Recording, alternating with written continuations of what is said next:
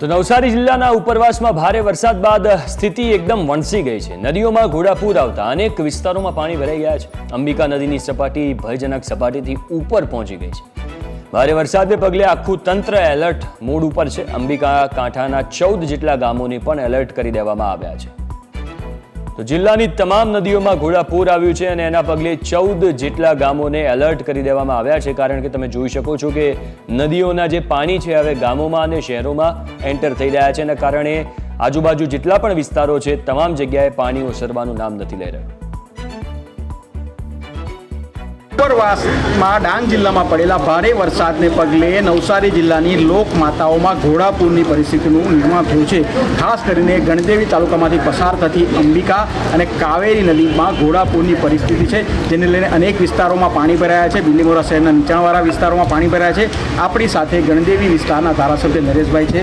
તો સાહેબ, જે પ્રકારનું હાલ વાતાવરણ છે અને જે પ્રકારે વેલ સમગ્ર વિસ્તારમાં છે, પૂરની પરિસ્થિતિ છે, કઈ રીતનું આયોજન થયું? છેલ્લા 2 દિવસથી આ સ્થિતિ આપણે જોઈ રહ્યા છે। ગઈકાલે સાંજે એવું હતું કે હવે ધીમું પડશે, પણ રાત્રે ફરી પાછો વરસાદ ઉપરવાસમાં વધુ હોવાના કારણે નવસારી જિલ્લાની ત્રણેય નદીઓ પૂર્ણા, અંબિકા અને કાવેરીમાં અત્યારે ઘોડાપૂર પાણી છે।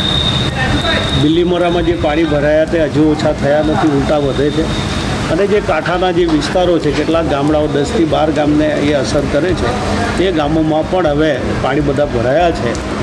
અંબિકા અત્યારે 29 ફૂટ ઉપર ચાલી રહી છે, પૂર્ણા પણ વધી રહી છે, કાવેરી પણ 21ની આસપાસ ચાલી રહી છે। તો આ જો સ્થિતિ ધીરે ધીરે સુધરશે એવી આશા છે। ઉપર થોડો વરસાદ ઓછો થયો છે। જેટલા લોકોને સ્થળાંતર કરવાના હતા એ કરી દીધા છે, હજુ પણ કરવા પડશે તો કરીશું। એ લોકોના માટેની વ્યવસ્થા પણ બધી રીતે થઈ ગઈ છે અને જેવા પાણી ઉતરશે પછી તમામ રીતે અમારો આરોગ્ય વિભાગથી લઈને તંત્રને અમે ખૂબ સજાગ કરી દીધું। કેશ ડોલ આપવો પડશે અને કેશ ડોલ પણ ચૂકવી દઈશું સમય પર। એ પ્રકારની અત્યાર સુધી તો બધી વ્યવસ્થા છે।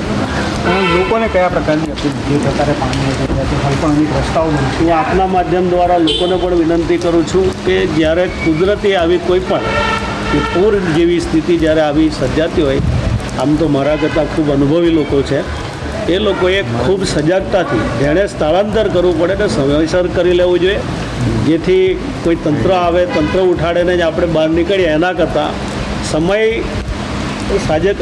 સમયને સમજીને, જે સ્થિતિને સમજીને જો આપણે એડવાન્સમાં જો આ બધી પરિસ્થિતિ સમજી શકીએ તો મને લાગે ત્યાં સુધી કોઈ પણ પ્રકારની જાનહાનિ પણ નહીં થાય, કોઈ મુસીબત પણ ઊભી નહીં થાય। તો તંત્ર છે તે દરેક પ્રકારની પરિસ્થિતિને પહોંચી વળવા માટે સક્ષમ છે। તમામ આયોજન છે તંત્ર દ્વારા કરવામાં આવ્યું છે। જો હજી પણ પરિસ્થિતિ ખરાબ થાય તેને માટે તંત્ર સમગ્ર આયોજન કરવા માટે સજ્જ બન્યું છે। જીગર નાયક, ન્યૂઝ કેપિટલ, નવસારી।